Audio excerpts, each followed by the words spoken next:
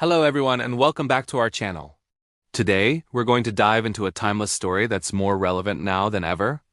It's a tale about two very different plants, a tall, majestic fir tree and a humble, thorny bramble. This story from Aesop's Fables holds a powerful lesson about success, happiness, and what it truly means to live a good life. So picture this, a beautiful, lush forest. Standing tall and proud is a magnificent fir tree. Its branches reach for the sky, its needles are a vibrant green, and it feels, quite frankly, on top of the world. Down below, tangled among the roots and undergrowth, lives a simple bramble bush. It's low to the ground, covered in thorns, and doesn't look like much at all. One sunny afternoon, the fir tree, feeling particularly pleased with itself, looked down at the bramble with a mix of pity and scorn. "You poor thing," the fir tree said, its voice dripping with contempt. "Just look at you, you're of no use to anyone. You just sit there, all thorny and tangled. What's your purpose in this world?" The fir tree puffed out its chest, or what would be a chest for a tree. "Now, look at me," it continued, boasting loudly. "I am useful for everything. I am a symbol of strength and beauty. People admire my height and my evergreen nature. But most importantly, when humans decide to build their magnificent houses, they need me. They simply cannot do without my strong, straight timber. I've become the very skeleton of their homes, a part of their lives for generations. I have a grand destiny." The bramble listened patiently, its leaves rustling softly in the breeze. It didn't get angry or defensive. Instead, when the fir tree finally finished its long speech, the bramble replied with a calm, quiet wisdom that cut through the fir tree's pride. "Ah," said the bramble, "what you say is true. You are tall and strong, and you are indeed very useful for building houses. That is a grand purpose. But have you ever stopped to think about what that really means for you?" The fir tree was a bit taken aback. What was this lowly bush getting at? The bramble continued, its voice steady. "You boast about being chosen to build houses. But you wait. Just wait until the day comes when men arrive in this forest. They won't come to admire you. They'll come with sharp axes in their hands and long, biting saws. You'll hear the swing of the axe, the screech of the saw blade against your trunk. You will feel a pain you cannot imagine as they cut you down, piece by piece." The bramble paused, letting its words sink in. "In that moment," it said, "when you are falling, when your life in this beautiful forest is over, I promise you, you will wish with all your might that you were a humble bramble bush, thorny and overlooked instead of a magnificent fir tree." And with that, the conversation was over. The fir tree stood silently, the bramble's words echoing in the quiet forest. The moral of this story is simple but profound. Better poverty without a care than wealth, with its many obligations and dangers. Now let's unpack this. This isn't just a story about a tree and a bush. It's a powerful metaphor for our own lives, especially in today's world, where we're constantly bombarded with images of success, wealth, and fame. The fir tree represents what many of us are taught to aspire to. It's the high-flying career, the huge house, the fancy car, the influencer lifestyle. It's being visible, important, and useful in a way that the world recognizes and rewards. We see this on social media every single day. People showcasing their achievements, their possessions, their perfect lives. Like the fir tree, they are boasting, "Look at me. Look how useful and successful I am." And there's nothing inherently wrong with ambition or success. But the fable asks us to consider the cost. What are the axes and saws that come with this kind of high-profile success? It could be the immense pressure to constantly perform and maintain that image. It's the stress of managing a large company, the public scrutiny that comes with fame, or the fear of losing everything you've built. It's the many obligations the moral talks about. The more you have, the more you have to protect, manage, and worry about. Your life is no longer just your own.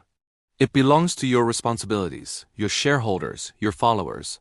The fir tree's destiny to become a house sounds noble, but it means its life as a living, growing tree in its natural home is over.